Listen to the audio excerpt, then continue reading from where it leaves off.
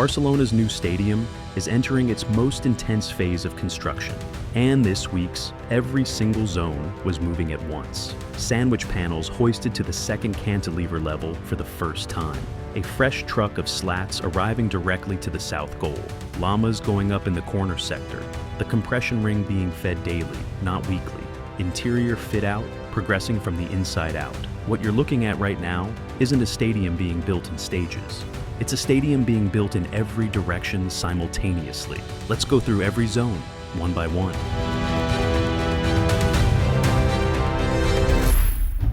The compression ring doesn't always grab the headlines, but right now it probably should.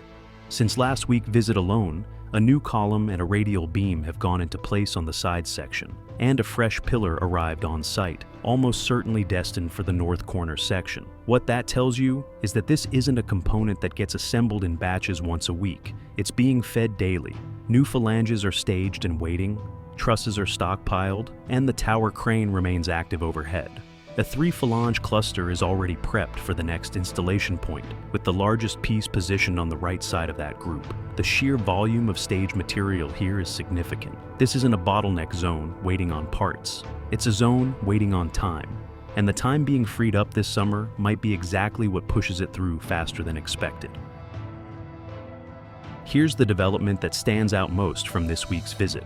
On the lateral section, a crane was observed moving sandwich panels.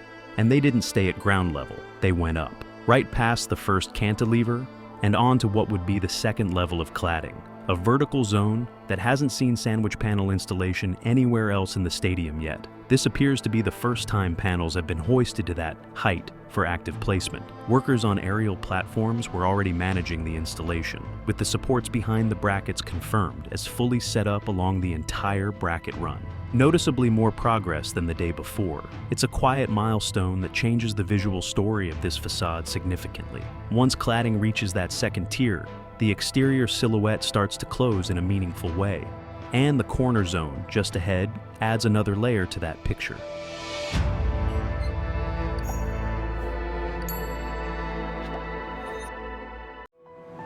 The corner sector adjacent to the Tribune is one of the busiest spots on the entire site right now, and the diamond zone within it is a big reason why. After months with essentially no activity on that diamond structure, concrete has now been fully poured across the area. Rebar and formwork that were only being positioned last week are now set and concreted, which tells you the pace when the schedule allows for it. On top of that, lama installation has begun in this corner sector. 6 slats were already mounted on the false ceiling, with more being hoisted into position during the visit. Work that appears to have started either this morning or late the previous afternoon.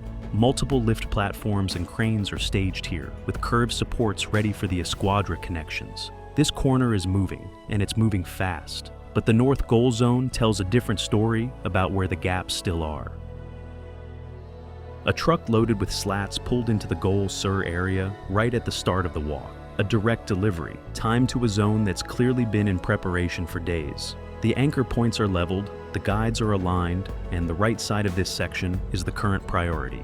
Lower cladding, false ceiling zone, and brackets all need to be completed before the left side can follow. 3 aerial platforms were simultaneously working the area, each tightening anchor bolts, checking fixings, double-checking alignment, making sure everything is secured before the slats go up.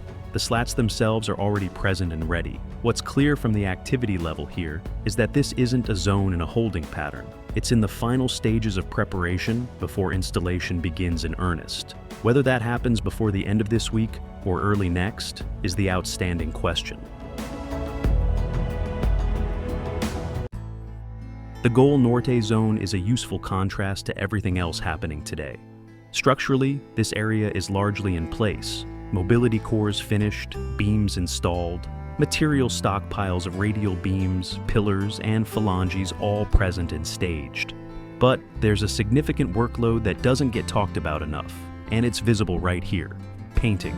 A large number of brackets and beams still don't have their fireproof primer coat, let alone the black finishing layer. The process is a 2-step job. White fireproof base first, then black finish on top. And a considerable portion of the structural frame in this zone hasn't started either stage yet. Workers were spotted on lift platforms painting bolts and beam sections during the visit, but there's a lot left. Lama installation in some Gol Norte sections is waiting on exactly this work being completed first, which means the painting schedule isn't just cosmetic, it's structural pacing. Over in the Tribune area, two things are happening at different heights. At the upper level, concrete pumping operations are underway on the second cantilever. Visibility is limited due to equipment positioning, but the pump is active and the work is confirmed. Meanwhile, at the lower level, Lama supports and panels are staged on the upper right section, ready for installation once the next preparation phase completes. Mobility cores in this zone are structurally done, but haven't yet received their sandwich panel cladding, a decision that likely ties back to the painting sequence needing to finish first. Near the escalator zone, things are relatively calm. The most active work here is on structural beams, with teams focused on beam connections and bracket preparation. The Tribune isn't the loudest zone today, but it's methodically building toward a busy few weeks once the cantilever concrete sets. A few details from today's visit that round out the full picture. Small support brackets have been installed between the pillars and elevator shaft areas on the mobility cores, both left and right sides confirmed, indicating that elevator-related interior fit-out is progressing alongside the structural and facade work. Black tubes are visible running along the underside of the cantilever in the Gol Sur zone, part of the ongoing interior service installation that runs parallel to the exterior cladding work. On the parking entrance wall, the lighting system that had been worked on during the previous day's visit is now fully operational. Lights on, tested, working. And in the interior of the structure, plasterboard installation was observed actively underway in certain zones, with workers on platforms managing the fit-out from the inside out. The project isn't just growing upward and outward, it's filling in from every direction at once. If there was a single question threading through today's update, it was this: is the pace actually matching the ambition? Based on what was on site this Wednesday, the answer is yes, and in at least one case, it's ahead of where most people would have expected. Sandwich panels reaching the second cantilever level is a genuine milestone. Slats arriving by truck to a south goal zone that's days away from active installation, Lama work beginning in the corner sector, daily compression ring deliveries. This isn't a project in cruise control.